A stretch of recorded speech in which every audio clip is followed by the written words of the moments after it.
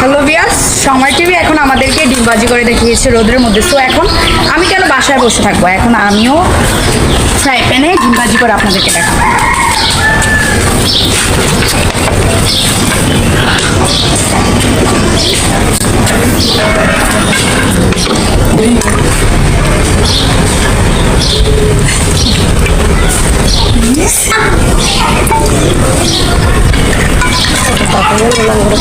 আমার বলছেন